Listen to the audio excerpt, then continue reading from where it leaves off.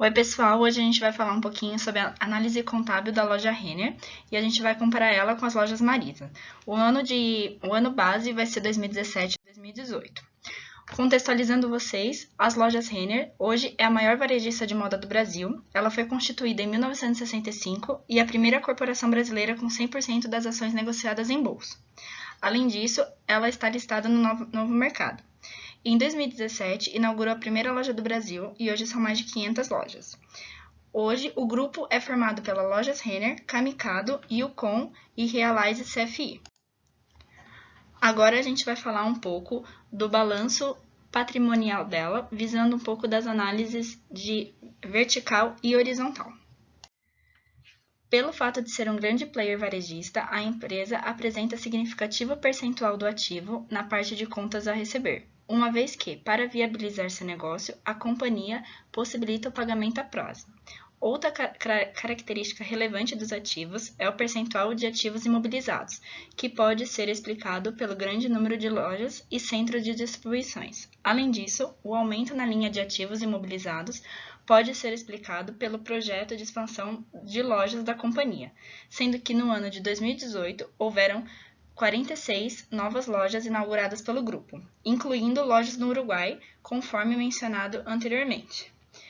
Por fim, o aumento na linha de aplicações financeiras pode ser explicado pelo excedente de caixa gerado na operação do ano de 2018, sendo que as aplicações financeiras são todas de alta liquidez e com rating de longo prazo em escala nacional, classificados como baixo risco de crédito e com reconhecida solidez no mercado, ou seja, as aplicações financeiras são apenas outras formas de excedente de caixa. Agora vamos olhar para o lado do passivo dentro do balanço patrimonial.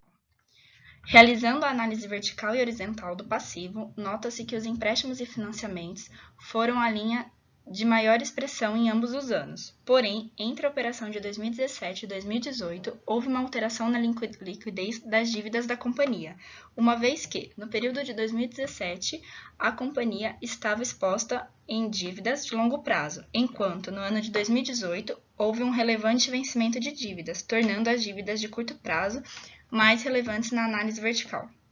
Podemos concluir com a análise acima que o conjunto com a queda de grau de endividamento, que ambas podem ser explicadas pela alta geração de caixa de exercício de 2017, reduzindo a necessidade de novas captações pela companhia. Agora a gente vai falar sobre a parte de riscos. O risco cambial ele é decorrente da importação de mercadorias em dólar e da captação de empréstimos em moeda estrangeira. A política de gestão de risco cambial é a de proteger até 100% das suas importações via operação de hedge e o empréstimo através da swap cambial. O risco da taxa de juros decorre das operações de equivalente de caixa, aplicações financeiras, financiamentos de operação de serviços financeiros, debêntures, empréstimos e swap. A política da companhia é a de manter 100% de seus empréstimos no mercado de renda fixa, com captação remuneradas tanto a taxa de juros fixas, bem como atreladas ao CDI, Selic, TJLP e a LIBOR, e também com variações de índices de inflação. Já o risco de liquidez, a companhia tem adotado a gestão de suas disponibilidades estabelecendo um montante de caixa mínimo estratégico baseado no ciclo de caixa das suas operações de varejo, bem como no capital mínimo necessário para garantir as operações de crédito. A companhia possui empréstimos com cláusulas contratuais que requerem a manutenção dos seguintes índices financeiros dispostos no slide. A agência de rating Standard & Poor's classificou o rating de crédito da companhia como AAA, na categoria de escala nacional. O risco de crédito ele é o equivalente de caixa e as aplicações financeiras, que devem ser aplicados em instituições financeiras com rating de longo prazo em escala nacional, classificados com baixo risco de crédito e com reconhecida solidez no mercado. A gestão do capital é o índice de alavancagem financeira e está relacionado...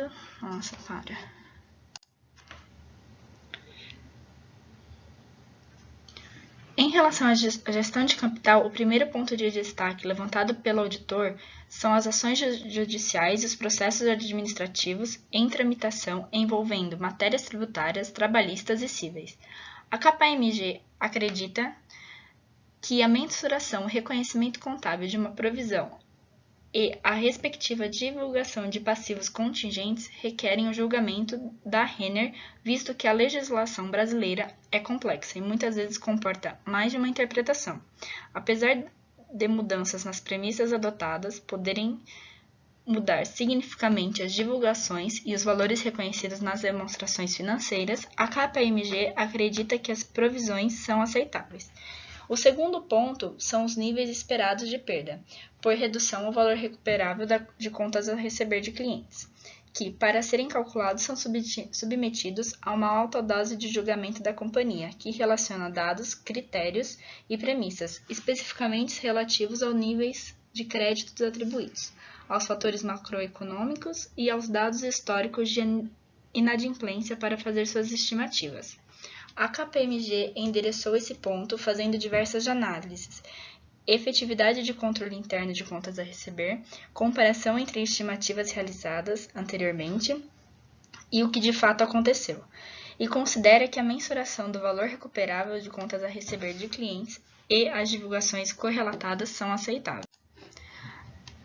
A alavancagem da estrutura de capital, calculada da forma mais tradicional, ativos sobre patrimônio líquido, mostra que para R$1 investido no patrimônio líquido, a empresa tem entre R$ 2,34 em 2017 e R$ 2,23 em 2018 no ativo.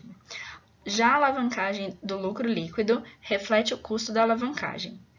O produto entre esses dois indicadores representa o grau de alavancagem financeira, e no caso da Lojas Renner está próximo de 1,8. Isso significa que a alavancagem está agregando valor à rentabilidade da empresa.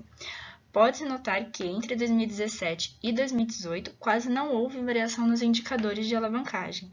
No entanto, o grau de endividamento ficou maior, possivelmente devido à geração de caixa do ano de 2017, que possibilitou um menor volume de empréstimos tomados em 2018. Em relação ao DRE, analisando em conjunto com a análise do POM, podemos concluir que não houveram grandes alterações nos números operacionais da companhia. Entretanto, ficou claro que houve uma melhora de eficiência operacional, uma vez que o lucro operacional apresentado no período de 2018 foi 31% maior. Além disso, podemos chegar nessa mesma conclusão através da observação do grau de alavancagem financeira, pois não houve grande alteração do número apresentado, evidenciando uma melhora de eficiência na operação de 2018. Por fim, podemos notar que houve um aumento na margem operacional da operação de 2018, que é explicada pelo efeito de hedge cambial contratado para os produtos importados, combinando com a adequada gestão comercial. Na demonstração de fluxo de caixa, podemos notar que em 2017 a operação gerou 1,63 bilhões de caixa, enquanto que a conta de caixa da empresa aumentou 164 milhões. Já em 2018, a operação gerou 1,87 bilhões, enquanto que a conta de caixa sofreu uma redução de 115 milhões. O fluxo de caixa de investimento em 2017 foi de 545 milhões, frente a 609 milhões de 2018.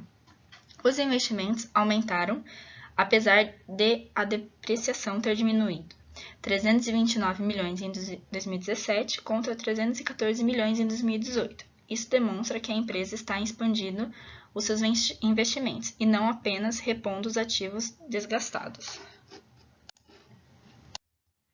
A necessidade de capital de giro é o capital necessário para financiar parte do prazo de estocagem e do prazo de recebimento.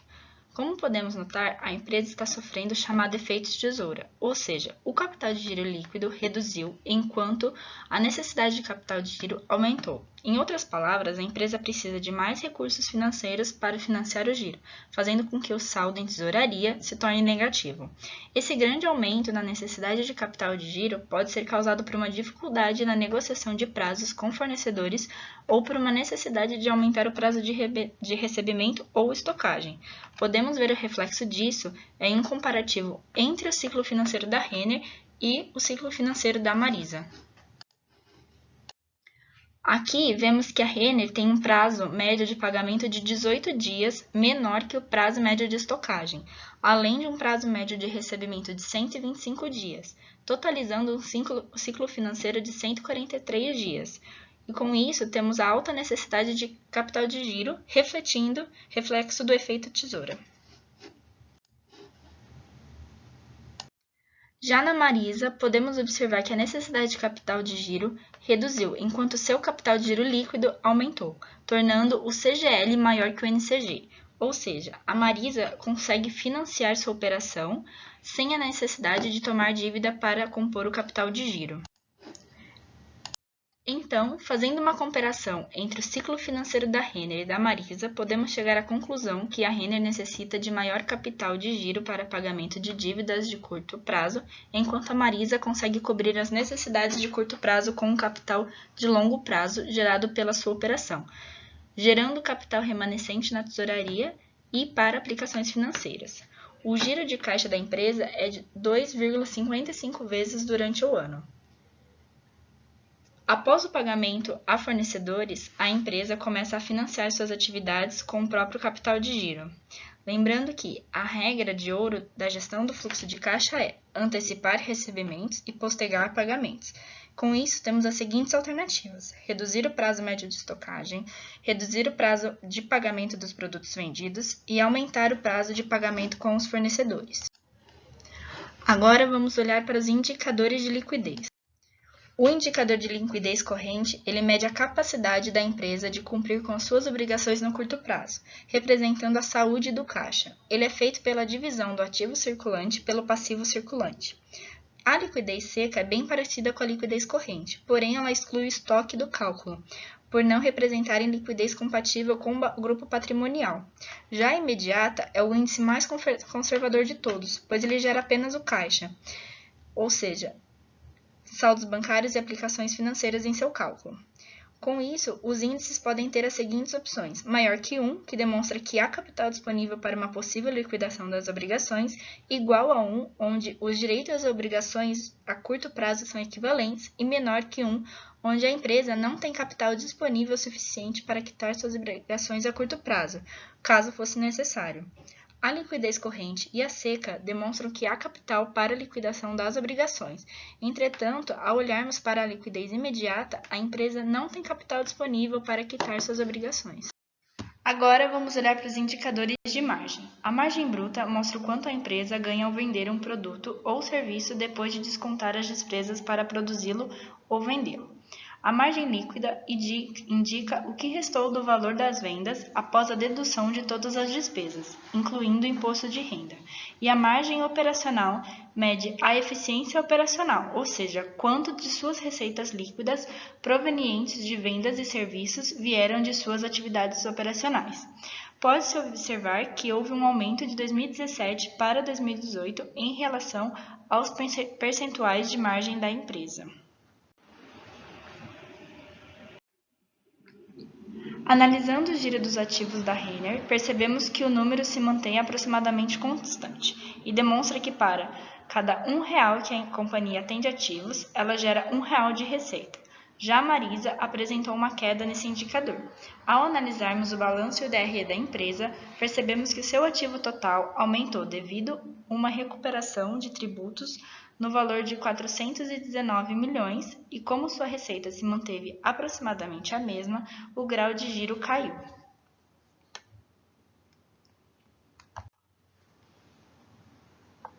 Os indicadores de retorno analisados foram ROE e ROA. O primeiro significa retorno sobre o patrimônio líquido e representa a rentabilidade que remunera os sócios. Já o ROA significa o retorno sobre ativo e representa a rentabilidade que remunera os sócios e terceiro, ou seja, considera o custo financeiro. Os dois indicadores melhoraram de 2017 para 2018, o que indica que a empresa está extraindo mais lucro dos seus ativos e de seu patrimônio líquido. Quando comparada à Marisa, as lojas Renner apresentaram índices de rentabilidade consideravelmente superiores.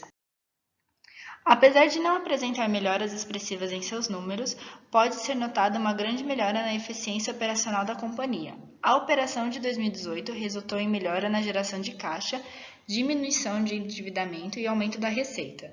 Dessa forma, ficou claro que a companhia possui grande vantagem competitiva em relação aos outros players de seu segmento, uma vez que está presente em grande parte do território nacional. Ainda, as lojas Renner estão em um processo de expansão de lojas físicas, abrangendo cada vez mais o território nacional. Além disso, a companhia está presente também no e-commerce, sendo que o canal de Omnichannel garante vantagem competitiva em relação aos players desse setor.